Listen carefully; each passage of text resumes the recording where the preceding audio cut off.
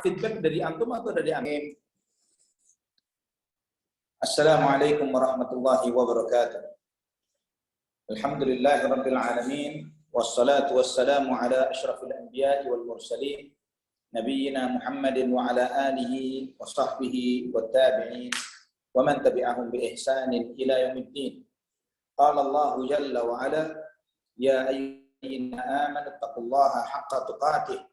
ولا تموتن إلا وأنتم مسلمون يا أيها الناس اتقوا ربكم الذي خلقكم من نفس واحدة وخلق منها زوجها وبث منهما رجالا كثيرا ونساء واتقوا الله الذي تساءلون به والأرحام إن الله كان عليكم رقيبا أما بعد إخوة الإيمان rahimani wa rahimakumullah. Alhamdulillah, segala puji bagi Allah Subhanahu wa taala, Ar-Rahmanur Rahim, Zat yang Maha Pengasih, Zat yang Maha Penyayang, yang dengan rahmat dan kasih sayangnya Allah Subhanahu wa taala perkenankan kita untuk melanjutkan kajian kita pada kesempatan malam ini. Kita mulai alhamdulillah mulai 8:30, dan ini bukan pengajian anak yang paling malam karena biasanya dengan teman-teman Jakarta mengaji di kajian yang hari Ahad malam itu malah sering kali kita mulai jam 9 seperti kajian pada hari Senin kalau nggak salah pekan ini, ketika kita membahas tentang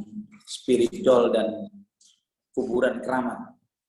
Nah, pada kesempatan ini ikhwatul iman rahimani wa rahimakumullah, kita melanjutkan kajian kita di hadis yang ke-9 dari hadis Arba'in An-Nawawiyah. Alhamdulillah, Allah Subhanahu wa taala memperkenankan kita untuk ya Rabbana ya Karim, agar semoga Allah Subhanahu wa taala memperkenankan kita untuk tetap istiqamah mengaji kitab ini dan istiqamah memahami serta berusaha untuk mengamalkan hadis ini semampu yang bisa kita amalkan. Pada kesempatan ini insyaallah kita akan melihat bagaimana mekanisme dan bagaimana semestinya kita menyikapi perintah dan larangan Allah Subhanahu wa taala dan Rasulnya. Dengan kita memahami ini, maka kita akan kesalahan yang kita sengaja atau yang di hadis ke-9 ini kita baca an Abi Hurairah Abdurrahman ibn Sakhr radhiyallahu taala anhu qala sami'tu Rasulullah sallallahu alaihi wasallam yaqul ma nahaitukum anhu fajtanibuhu wa ma amartukum bihi fa'tu minhu ma istata'tum fa innama ahlaka alladhina min qablikum kathratu masailihim wa ikhtilafuhum ala anbiya'ihim. Rawahul Bukhari wa Muslim. Dari Abu Hurairah Abdurrahman bin Sakhr radhiyallahu taala anhu, beliau mengatakan, saya mendengar Rasulullah sallallahu alaihi wasallam bersabda, apa yang aku larang dari kalian, ya, yang aku larang maka jauhilah. Apa yang aku perintahkan maka lakukan semampumu. Sesungguhnya yang membinasakan orang-orang sebelum kalian adalah banyak bertanya dan banyak menyelisihi para nabinya. Ya, banyak bertanya dan banyak menyelisihi para nabi. Nah, ikhwatul iman rahimani wa rahimakumullah, kita membahas hadis ini. Pertama kita membahas tentang nama Abu Hurairah radhiyallahu anhu. Karena banyak orang tidak mengenal nama beliau. Nama Abu Hurairah radhiyallahu anhu. Karena seringkali beliau dikenal dengan kunyahnya, dengan panggilannya, yaitu Abu Hurairah. Banyak orang yang salah di dalam memahami nama beliau. Ada yang berasumsi bahwa itulah namanya. Padahal Abu Hurairah bukan nama aslinya. Seperti contohnya Abu Bakar. Abu Bakar As-Siddiq radhiyallahu anhu bukan nama aslinya. Nama asli beliau adalah Abdullah bin Abi Quhafah. Ya, Abu Bakar itu Abdullah nama aslinya. Nah, Abu Hurairah, nama yang rajih menurut para ulama, nama beliau adalah Abdurrahman. Abdurrahman bin Sakhr Ad-Dawsi, dari suku Daus. Beliau dipanggil dengan sebutan Abu Hurairah, bapaknya kucing. Ya, karena beliau memiliki seekor kucing yang dekat dengan beliau. Ya, karena dekat dengan Abu Hurairah radhiyallahu anhu. Nah, di dalam hadis ini Abu Hurairah menyampaikan apa yang beliau dengar dari Rasulullah sallallahu alaihi wasallam. Ma nahaitukum anhu fajtanibuhu. Apa yang aku larang, jauhi.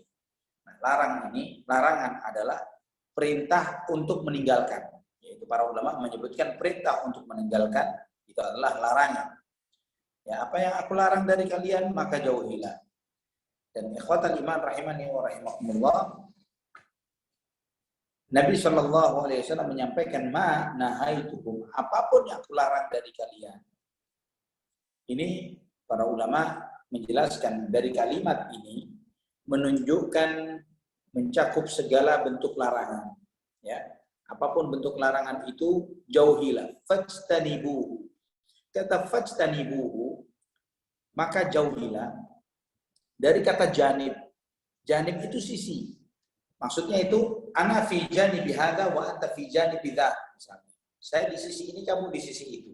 Ketika dikatakan jauhilah, maka kita di satu posisi, larangan itu di posisi yang lain. Itu maksud menjauhi.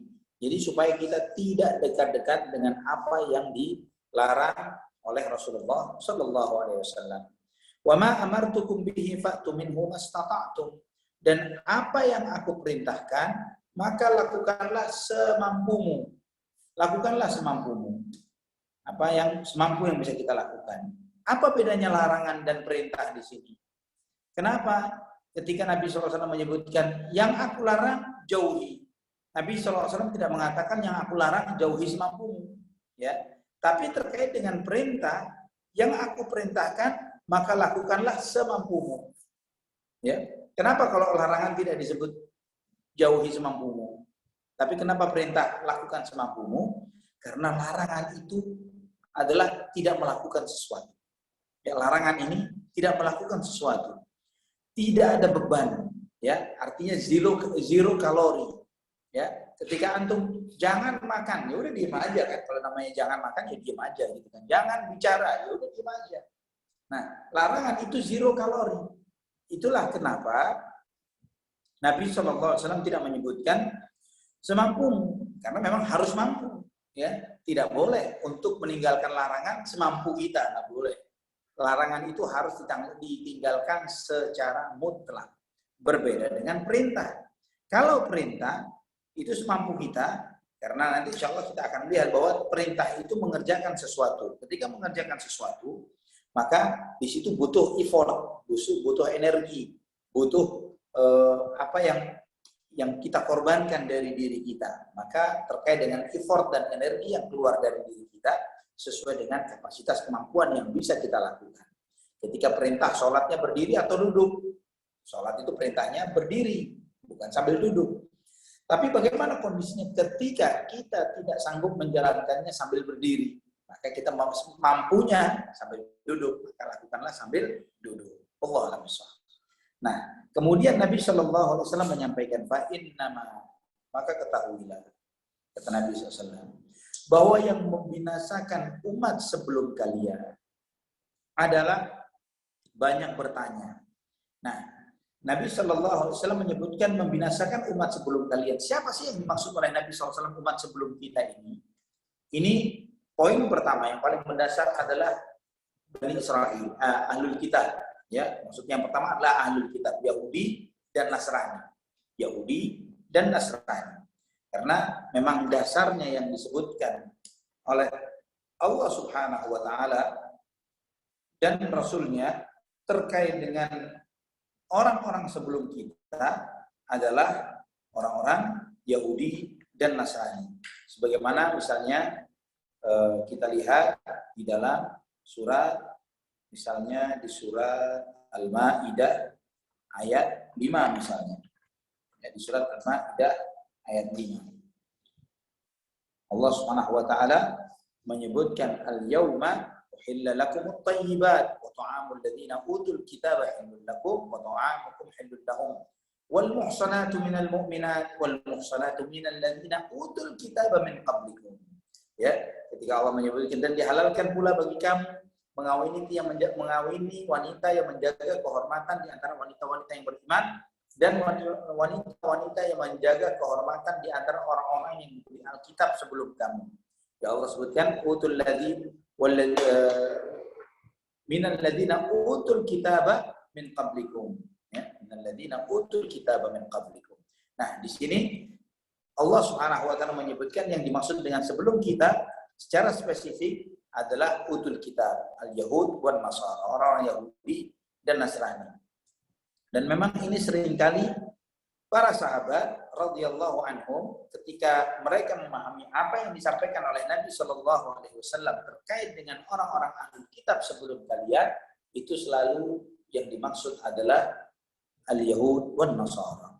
Namun ya, walaupun secara pemahaman secara kalimat alladzina min qablikum, orang-orang sebelum kalian, ini bersifat umum, ya, bisa mencakup mereka, bisa mencakup selain mereka. Namun coba kita lihat di satu sisi bagaimana orang-orang Yahudi, ya, yang suka banyak nanya terkait dengan perintah yang disampaikan kepada mereka.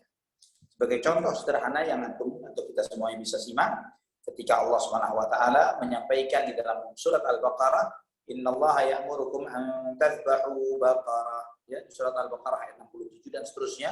Silakan antum bisa menyimak sendiri kisahnya. Allah Subhanahu wa taala menyampaikan, sesungguhnya Allah Subhanahu wa taala memerintahkan kalian untuk menyembelih seekor sapi. Ya, mereka nanya, sapi yang mana? Warnanya apa? Apa yang sapi itu dipakai untuk kerja apa? Dan terus demikian, ya. Selalu Yahudi ini nanya. Dan antum perhatikan bagaimana kaum muslimin atau sebagian umat Islam yang kita kita hidup dengan mereka saat ini, seringkali pun demikian, ya. Banyak di antara kita mempertanyakan ketika kita diperintahkan tauhid, jauhi syirik, perintah sholat dan sebagainya, kemudian membahas sholat yang bagaimana, ini yang bagaimana, itu yang bagaimana, terus demikian. Harus diidentifikasikan terlebih dahulu. Perintah ini apa sih maksudnya? Ya, kalau maksudnya adalah untuk memahami bagaimana kita menjalankan suatu perintah sesuai dengan yang diperintahkan oleh Rasulullah SAW, fana'am, itu boleh. Namun jika maksudnya adalah untuk takalluf, membebani diri supaya menghindarkan dari perintah tersebut, maka hal itulah yang disebut oleh Nabi SAW, bahwa banyaknya yang membinasakan umat-umat sebelum kalian, kata Nabi SAW, adalah karena banyak nanya dan banyak menyelisihi para nabi, wa ikhtilafuhum ala anbiya'ihim, dan penyelisih, dan bagaimana mereka banyak menyelisihi nabi-nabi mereka. Nah, di sini Nabi SAW menyebutkan wa ikhtilafuhum ala anbiya'ihim, ya, perselisihan mereka terhadap para nabi-nabi mereka bukan hanya sekedar menyelisihi, ya, bukan. Jadi sekedar berbeda itu belum tentu membinasakan, tapi sengaja berbeda, sengaja tidak mau mengikuti, itu yang dimaksud oleh Nabi Shallallahu Alaihi Wasallam. Ya, ketika menyelisihi dalam konteks memang sengaja tidak mau sama dengan para nabi. Pokok nabi di mana atau bagaimana kita harus nggak boleh sama dengan beliau Shallallahu Alaihi Wasallam. Misalnya seperti itu. Nah, itulah bentuk kesengajaan berbeda dengan beliau Shallallahu Alaihi Wasallam, itu yang menjadi penyebab binasanya umat-umat sebelum kita. Nah, ikhwatal iman rahimani wa rahimakumullah. Hadis ini memberikan banyak faedah kepada kita. Di antaranya bahwa kita wajib menahan diri atau menjauhkan diri dari segala apa yang dilarang oleh Nabi kita Muhammad sallallahu alaihi wasallam. Semua larangan beliau harus kita jauhi. Ma nahaitukum anhu fajtanibuhu. Apa yang aku larang, jauhi, kata Nabi sallallahu alaihi wasallam. Nah, kemudian larangan ini yang mana? Apakah maksudnya meninggalkan itu? Ya, kalau yang besar-besar sih, tapi kalau yang kecil-kecil boleh deh, misalnya begitu. Apakah seperti itu? Jawabannya sih tidak. Jadi ketika Nabi SAW mengatakan mana, itu apapun yang aku larang, ini mencakup larangan besar maupun kecil. Ya, larangan besar maupun kecil. Larangan banyak maupun sedikit. Ya, jadi jangan seperti asumsi sebagian orang. Ada yang mengatakan mabuk, khamr. Ya, khamr itu kalau mabuk nggak boleh. Tapi kalau belum sampai mabuk, kalau masih setengah-setengah sadar sih oke-oke saja. Ada asumsi sebagian masyarakat kita seperti itu. Kalau riba juga demikian. Riba itu kalau dikit-dikit sih boleh. Kalau cuma 1%, 0,5%, atau per mil, itu oke lah. Gitu. Tapi kalau misalnya sampai 50%, 30%, apalagi 100%, baru itu haram. Asumsi seperti ini, asumsinya nyeleneh dan sesat. Ya, larangan Nabi SAW berlaku yang kuantitinya sedikit atau yang banyak. Ya, baik yang berjumlah kecil maupun yang berjumlah besar. Dan ikhwatul iman rahimani wa rahimakumullah. Nabi Shallallahu Alaihi Wasallam menyampaikan kepada kita mengenai larangan itu mutlak, sifatnya harus dijauhi. Ya, larangan itu mutlak harus dijauhi.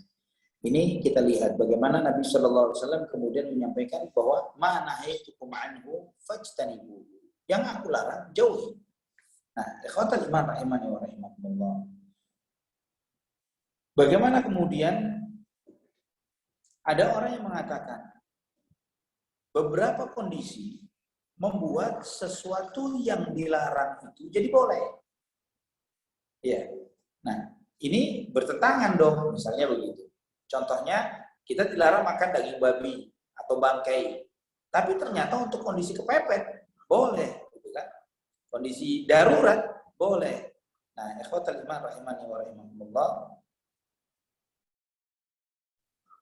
Dijelaskan oleh para ulama bahwa ketika kondisi darurat terjadi, maka yang haram pun tidak jadi haram, ya, tidak jadi haram asal dengan dalam kondisi darurat. Sehingga para ulama fikih memberikan suatu kaidah, la muharramun ma'ad darurah wala wajibun ma'al ajiz. La muharramun ma'ad darurah wala wajibun ma'al ajiz. Bahwa sesuatu yang haram tidak akan jadi haram ketika darurat, dan wajib tidak jadi wajib ketika kita tidak sanggup menjalankannya. Nah, sini menunjukkan adanya kondisi yang dengan kondisi itu menyebabkan sesuatu yang haram menjadi tidak haram. Kondisi apa itu? Kondisi darurat. Nah, ikhwatul iman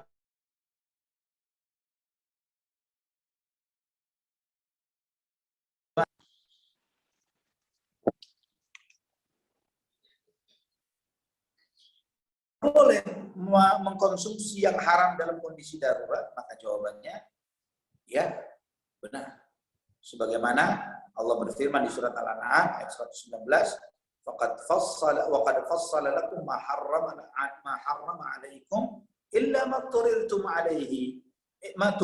ilaihi. Dan Allah Subhanahu wa taala telah merinci kepada kalian apa yang Allah haramkan untuk kalian, illa ma turidtum ilaihi, kecuali ketika kamu mengalami suatu kondisi darurat. Maka ketika seseorang mengalami kondisi darurat, ya, tidak ada yang bisa dikonsumsi kecuali bangkai misalnya. Tidak ada yang bisa dikonsumsi kecuali daging babi misalnya. Maka boleh baginya untuk mengkonsumsi yang haram tersebut. Ketika ada orang mengalami kondisi darurat, tidak ada yang dikonsumsi, tidak ada yang diminum kecuali khamar, maka boleh dia mengkonsumsi khamar tersebut. Ya. Nah, ini sesuai dengan ayat yang disebut, yang kita sebutkan barusan, surat Al-An'am ayat 119. Dan ikhwatul iman rahimani wa rahimakumullah, orang yang disebut kondisi darurat adalah sebagaimana yang ditentukan oleh syariat. Ya. Karena apa? Darurat itu kondisi yang tidak memungkinkan baginya kecuali mengkonsumsinya. Orang yang jika tidak minum maka dia dehidrasi dan mati misalnya. Maka dia harus mengkonsumsi khamar tadi misalnya, kalau tidak ada yang lain kecuali khamar. Memang pilihannya adalah khamar. Namun haus ini apakah kondisi darurat? Tidak. Ya, kondisi haus bukan kondisi darurat. Tapi ketika pada titik tertentu, kalau dia tidak minum maka dia akan mati, maka kondisi itu membolehkan baginya untuk meminum khamar tersebut. Ikhwatul iman rahimani wa rahimakumullah. Dan apakah seseorang yang dibolehkan mengkonsumsi yang haram karena kondisi daruratnya? Batasannya apa? Apakah batasannya dia boleh makan misalnya dia lapar, kalau dia tidak makan dia mati misalnya gitu. Apakah boleh dia makan daging babi karena pilihannya cuma ada itu? Boleh jawabannya. Bangkai? Boleh jawabannya. Sampai batas apa? Sampai dia bertahan hidup, bukan sampai kenyang. Sampai dia bisa bertahan hidup, bukan sampai kenyang. Nah, ikhwatul iman rahimani wa rahimakumullah. Nah, dari sini para ulama memberikan batasan. Apa itu darurat, yang dengan kondisi darurat itu seseorang boleh mengkonsumsi yang haram? Yaitu ketika dia berada di satu kondisi yang dia tidak mendapatkan apapun kecuali yang haram tersebut. Dan tidak bisa menghindar dari kondisi daruratnya kecuali dengan mengkonsumsi yang haram itu. Namun jika ternyata dia bisa menghindar dengan yang lain misalnya, maka kondisi darurat itu tidak berlaku bagi orang tersebut dan dia tidak dalam keadaan darurat. Nah, misalnya orang yang lapar ini opsional. Ada lapar yang sampai membuat dia bisa sampai pada tahapan yang kritis, ada yang tidak. Tapi ketika cuma sekedar lapar, bukan dalam kondisi darurat yang dengannya dia dibolehkan untuk mengkonsumsi yang haram. Juga berikutnya, berobat dengan yang haram. Apakah boleh berobat dengan yang haram dalam kondisi darurat? Ya, jawabannya adalah tidak. Ya, Syekh Muhammad Shalih Al-Utsaimin rahimahullah beliau mengatakan, "Wad-dawa'u bil muharram la yumkin an yakuna daruratan li sababain." Pertama, kata beliau, berobat dengan yang haram tidak boleh dikonsumsi walaupun dalam kondisi darurat. Ya, dalam kondisi darurat pun berobat dengan yang haram tidak memungkinkan. Kenapa? Karena dua sebab. Kata beliau, yang pertama, li'annahu qad yubri'ul maridu biduni dawa'in. Hina idzin la darurah. Terkadang orang sakit bisa sembuh tanpa obat. Bagaimana kemudian dia disebut dalam kondisi darurat? Kadang orang sembuh bisa tanpa obat, didiamkan saja dalam kondisi sehari, 2 hari, sepekan, 2 pekan, dia sembuh dari sakitnya. Kemudian yang berikutnya, waqad yatadawa bihil maridu wa la yabru. Dan juga terkadang orang sakit berobat dan tidak sembuh. Artinya kondisi darurat itu tidak tersingkap dari orang itu. Maka kata beliau, kata Syekh Muhammad Shalih Al-Utsaimin, anggapan orang-orang awam, innahu yajuzu tadawi bil muharram lid darurah qaulun la sihhatalah. Orang yang berasumsi bahwa boleh berobat dengan yang haram dalam kondisi darurat adalah anggapan yang tidak benar dan salah. Dan para ulama telah menegaskan bahwa haram berobat dengan sesuatu yang haram, ya, haram berobat dengan yang haram. Kemudian ikhwatul iman rahimani wa rahimakumullah, di antara faedah dari hadis ini yaitu di dalam mengerjakan apa yang diperintahkan harus dalam kondisi kita sanggup melakukannya.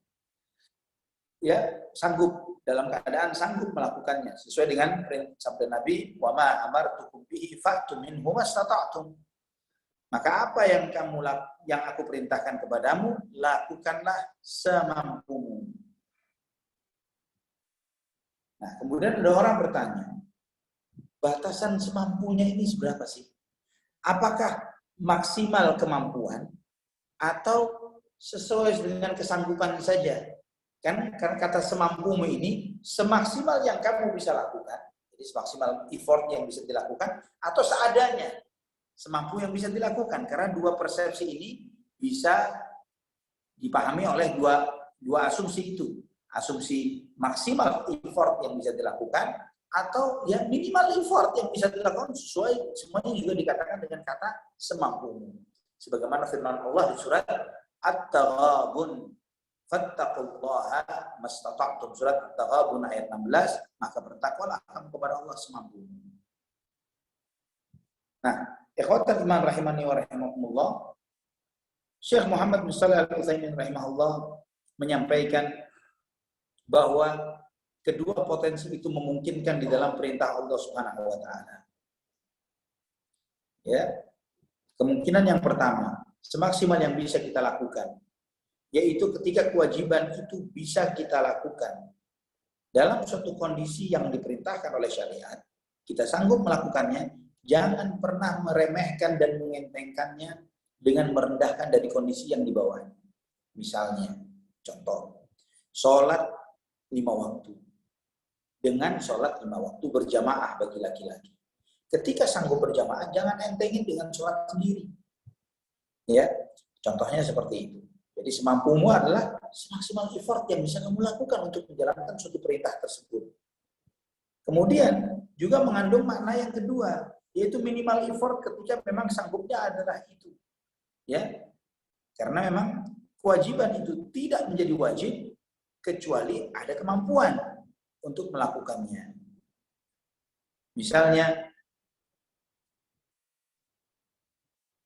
dan itulah Allah berfirman, la yukallifullahu nafsan illa wus'aha. Allah tidak membebani seseorang kecuali apa yang mampu dia lakukan. Nah, kemampuanlah standarnya, bukan apa yang diucapkan. Standarnya adalah kemampuan, bukan apa yang diucapkan. Contohnya, orang yang sanggup sholat berdiri. Sanggup sholat berdiri. Tapi dia mengucapkan, saya nggak bisa. Bukan berarti kemudian anggapan dia tidak bisa menggugurkan kewajibannya untuk sholat berdiri. Karena apa? Karena dia tidak berupaya dan tidak mau berupaya. Dan kalimat la yukallifullahu nafsan illa wus'aha, Allah tidak membebani seseorang kecuali apa yang sanggup dia lakukan. Ini pun dibatasi dengan syariat. Maksudnya apa? Tidak mungkin ada orang misalnya mengatakan, oh saya, kan Allah berfirman, la yukallifullahu nafsan illa wus'aha. Allah tidak membebani seseorang kecuali apa yang sanggup dia lakukan. Saya sih sanggupnya sehari cuma sholat 3 kali misalnya. Kamu sih boleh 5 kali, cuma saya kalau 3 kali saja cukup. Saya nggak sanggup yang lebih dari 3 kali. Apakah asumsi ini diterima? Jawabannya tidak diterima. Karena kesanggupan itu kembali kepada konteks syariat. Bahwa kewajiban 5 kali tidak akan berkurang karena anggapan orang bahwa dia tidak sanggup menjalankannya. Ikhwatul iman rahimani wa rahimakumullah. Juga di sini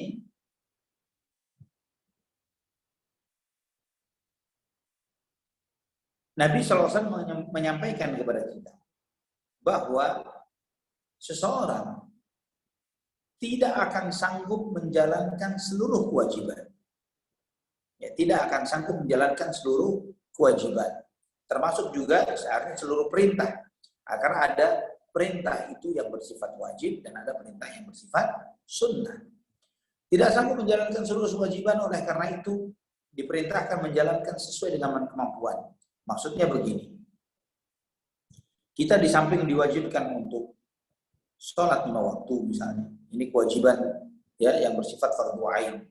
Ada kewajiban misalnya yang banyak hal yang Allah perintahkan dalam satu kondisi, ya dalam kondisi misalnya kita wajib silaturahim, kita wajib untuk birrul walidain, kita sama. Nah, di saat kondisi yang bersamaan seperti ini, kewajiban yang mana dulu yang memang bisa kita tunaikan pada saat ini?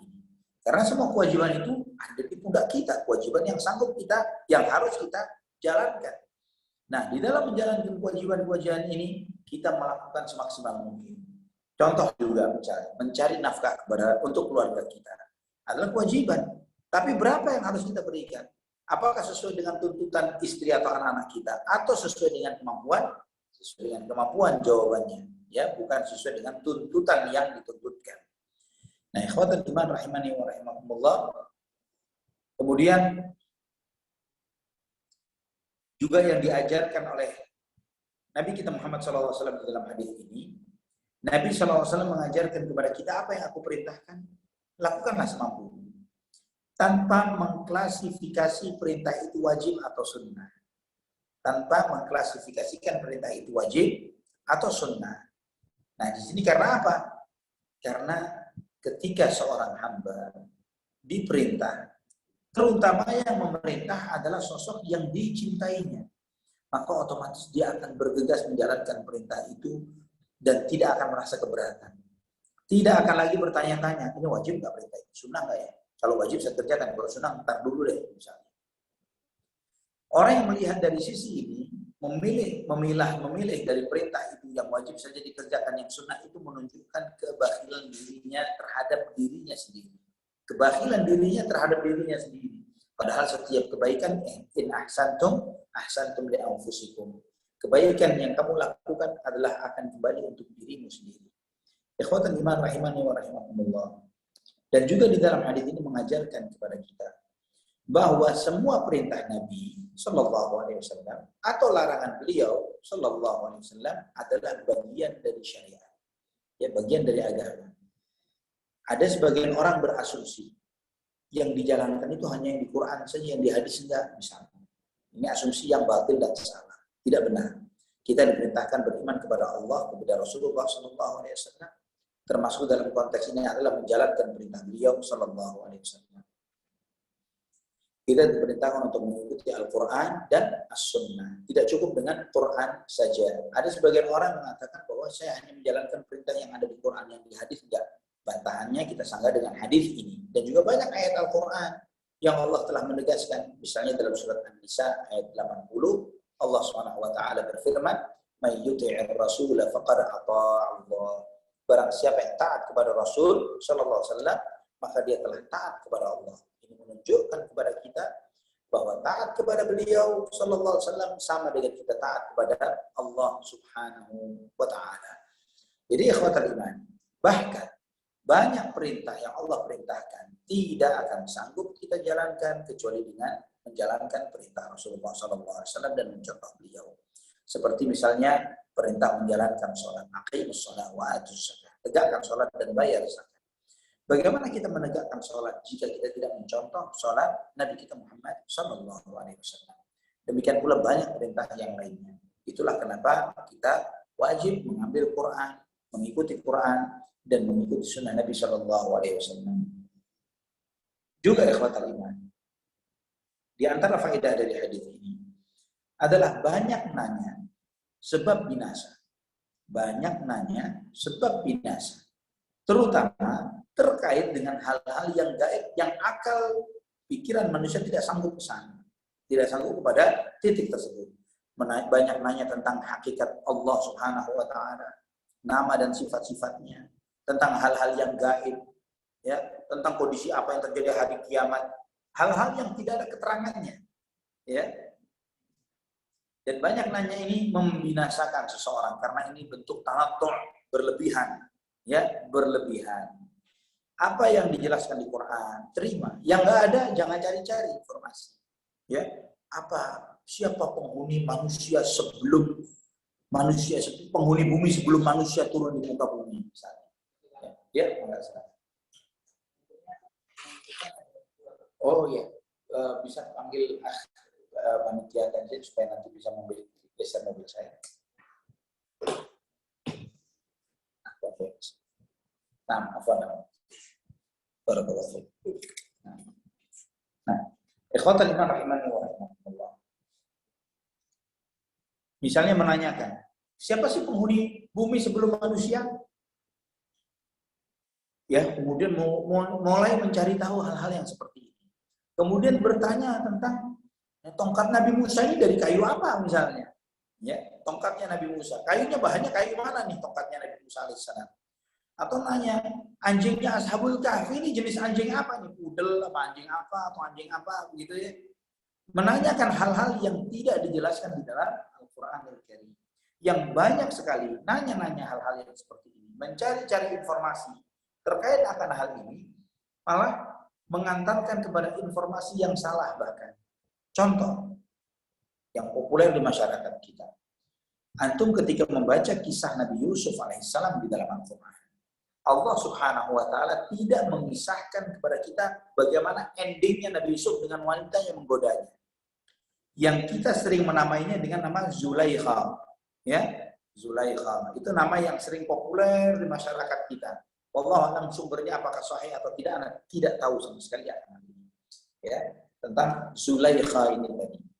Namun lebih dahsyat dari itu, terjadi drama yang dinukil, ya, drama yang dibuat-buat sehingga menggambarkan bahwa akhirnya Yusuf dan Zulaikha pun happy ending, mereka happily ever after, ya, bahagia selama-lamanya menikah, begitu ceritanya. Sampai tidak cukup sampai di sana, setiap ustaz yang menikahkan mempelai yang sedang menikah, ya, para ini namanya petugas catatan sipil, Allahumma alifhum baina Adam wa Hawa, Allahumma alifhum kama, ya Allah satukan mereka sebagaimana Engkau menyatukan Adam dan Hawa, wa kama alafta baina Yusuf wa Zulaikha, dan sebagaimana Engkau satukan antara Yusuf dan Zulaikha. Tahu dari mana? Tahu dari mana bahwa Nabi Yusuf dan Zulaikha ini ketemu dan menikah. Ini nggak ada riwayat sama sekali, tidak di Quran, tidak pula di hadis Nabi Shallallahu Alaihi Wasallam. Ya, akhirnya ketika banyak didoakan dengan doa yang nggak ada sumbernya ini, akhirnya itu yang terjadi, banyak pasangan yang akhirnya pun pisah dan bercerai. Ya, karena mendoakan sesuatu yang fiksi, ya disesuaikan dengan sesuatu yang tidak ada sumbernya. Nah, ikhwatal iman rahimani wa rahimakumullah. Adapun jika bertanya tentang sesuatu yang kita tidak tahu cara ibadahnya, itu boleh. Ya, saya nggak tahu cara wudhu yang benar, gimana cara wudhunya. Jadi pertanyaan yang berbuah praktek amal, bukan pertanyaan iseng.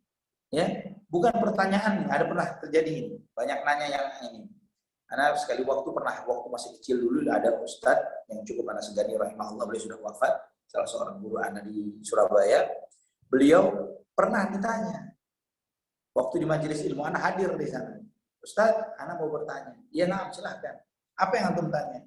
Kalau nanti anak sholat di bulan, ngadep mana Ustadz? Ngadep mana sholatnya? Kalau anak sholatnya di bulan.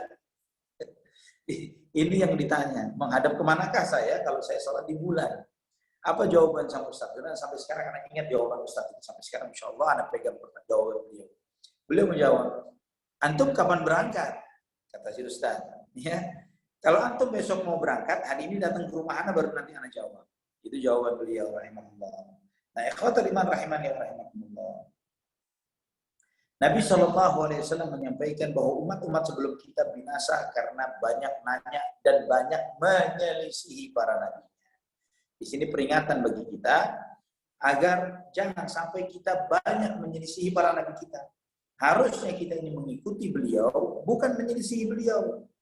Ya, mengikuti beliau dan bukan menyelisihi beliau sallallahu alaihi wasallam. Nah, ikhwatul iman rahimani wa rahimakumullah. Kita adalah hamba Allah Subhanahu wa taala. Kita dimuliakan dengan diutusnya Rasulullah sallallahu alaihi wasallam. Maka otomatis ketika kita menyadari bahwa kemuliaan kita adalah dengan syariat yang beliau bawa, dengan dinul Islam ini, maka kita dengan penuh ridha, penuh rela kita menerima syariat beliau, ajaran beliau sallallahu alaihi wasallam dan berusaha semaksimal mungkin mencontoh beliau. Semakin besar rasa cinta seorang hamba kepada Rasulullah sallallahu alaihi wasallam, mestinya semakin besar pula semangat dia untuk mencontoh dan mengikuti Nabi Muhammad sallallahu alaihi wasallam. Ini beberapa hikmah dan pelajaran yang bisa kita petik dari hadis ke-9 ini. Semoga apa yang kita pelajari bermanfaat bagi kita. Silahkan jika ada yang ditanyakan. Barakallahu fikum.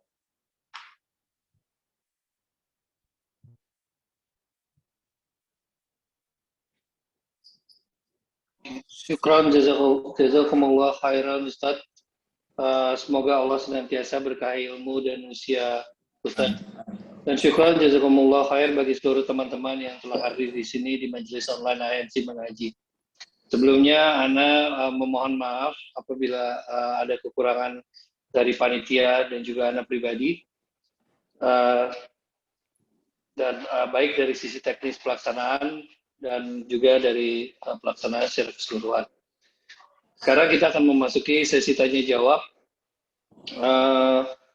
Kebetulan karena waktu yang sudah cukup larut dan Ustadz juga masih harus menempuh perjalanan pulang, mungkin Anda batasi 2 penanya ya Ustadz ya. Bebas silakan. Oke. Ini sebenarnya sudah ada satu ini Ustadz dari Clubhouse. Ya. Anda naikkan dulu. Ya, sudah naik Pak Saleh. Silakan Pak Saleh. Jangan lupa untuk mendoakan Ustadz dan penulis kitab. Tafadhol Pak Saleh.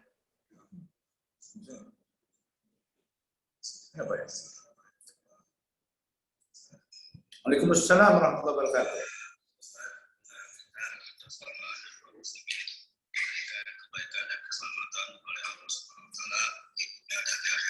Amin ya Tuhan. Ustaz, Anda ingin memperjelas tentang batasan kemampuan yang tadi sudah disebutkan. Bila ada perintah, tadi Ustaz menyebutkan ada 2 hal, yaitu maksimal dan seadanya. Tapi Anda melihat dari aspek lain Ustaz. Ya. Aspek ininya, aspek akibatnya gitu. Ya. Masalah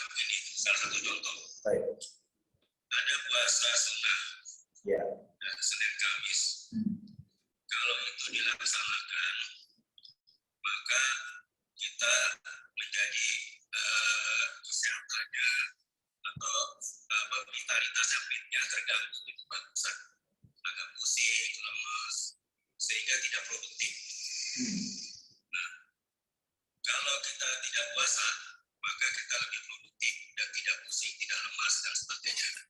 Nah, bagaimana penerapan batasan kemampuan di sini, Ustaz? Kita puasa atau kita tidak gitu? Baik. Dalam hal puasa sunnah misalnya, Nah. dari hal kemampuan. Nah. Begitu, Ustaz. Allah ibarik. Syukran, Ustaz. Afwan. Jazakumullah khair. Wa fiikum barakallahu wa jazakumullah khair. Nah, terkait dengan kemampuan di dalam menjalankan suatu ibadah. Seperti contoh tadi antum mencontohkan Senin Kemis dengan produktivitas. Nah, pertanyaannya adalah produktif untuk apa? Jika misalnya ada orang yang kalau anak puasa sunnah, maka anak tidak produktif. Tapi produktivitasnya apa yang sedang dilakukan? Apakah dia sedang misalnya melakukan sebuah perjalanan dakwah atau melakukan suatu perjalanan untuk membawa bantuan? Afwan, suara anak sempat anak silent. Sudah jelas, Ustaz, pertanyaan anak tadi, Ustaz? Jelas. Oh ya, baik. Baik, anak ulang jawaban Anda. Begini. Jadi terkait dengan kemampuan di sini, contoh yang Antum berikan contoh dengan menjalankan puasa sunnah Senin Kemis, ya Senin Kemis, dan jika tidak melakukannya, jika melakukannya maka kita mengalami lemas, mungkin ngantuk dan lain sebagainya. Ketika kita tidak melakukannya, kita bisa lebih produktif. Nah, yang ditanya terkait dengan kemampuan di sini, meninggalkan Senin Kemis, ya pemerintah Senin Kemis untuk produktivitas yang sifatnya seperti apa? Misalnya, sebagai contoh, antum tidak puasa Senin Kemis sunnah, tapi saat itu produktivitas antum adalah sedang misalnya mengantarkan seseorang yang membutuhkan hajat tertentu, antum sebagai driver kah atau sebagainya, atau antum sedang berdakwah, ya, dan butuh vitalitas tinggi untuk berdakwah ini, apalagi perjalanan dakwah keluar kota misalnya, atau beberapa kajian, atau hal-hal yang sifatnya lainnya. Jika dan hal-hal yang sifatnya lainnya yang nilai ibadahnya bisa jadi lebih besar, mengantarkan orang tua, menjaga orang sakit, atau hal-hal yang lainnya memang membutuhkan produktivitas yang tinggi. Dalam kondisi yang seperti ini, tidak puasa sunnah Senin Kemis lebih afdal ketimbang puasa Senin Kemis. Atau misalnya antum dalam kondisi Senin Kemis, oke. Contoh yang lainnya, puasa Arafah contohnya. Puasa Arafah, ini puasa yang luar biasa, ya, termasuk puasa yang luar biasa pahalanya. Namun pada hari itu, antum berkesempatan untuk bisa bagi-bagi bantuan di Arafah, membagikan makanan untuk jamaah yang sedang wukuf di sana. Antum tidak termasuk peserta wukuf, ya, tapi antum termasuk yang mensupport untuk membantu membagi-bagikan makanan kepada jamaah yang sedang wukuf di Arafah. Jika antum berpuasa akan membuat antum lebih lemas, ya, kurang produktif untuk melakukan hal tersebut. Jika antum tidak puasa, maka antum lebih produktif dan lebih aktif untuk bisa menyebarkan bantuan pada saat itu. Nah, di kondisi seperti itu, tidak puasanya antum lebih afdal ketimbang antum puasa. Allahu a'lam bishawab. Ini sekedar contoh saja. Afwan. Wafikum barakallahu wajazakum.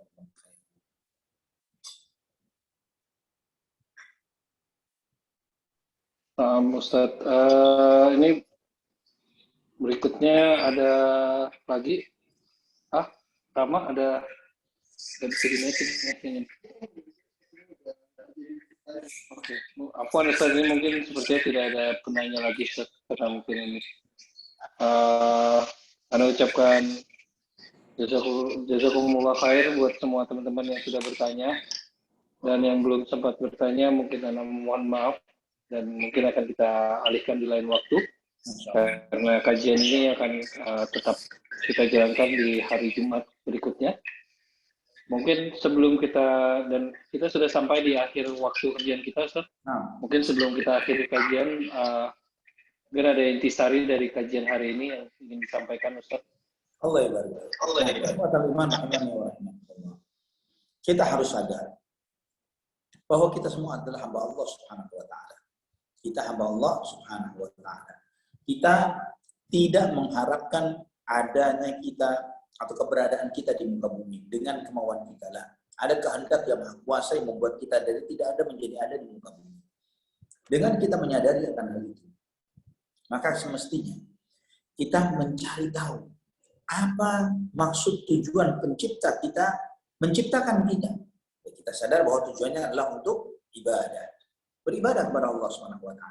Dan isinya ibadah menjalankan perintah, menjauhi larangan. Ini poin dari hadis ke-9 yang sedang kita bahas pada saat ini, yaitu meninggalkan perintah secara keseluruhan dan kemudian menjalankan perintah sesuai dengan kemampuan. Ini adalah misi hidup.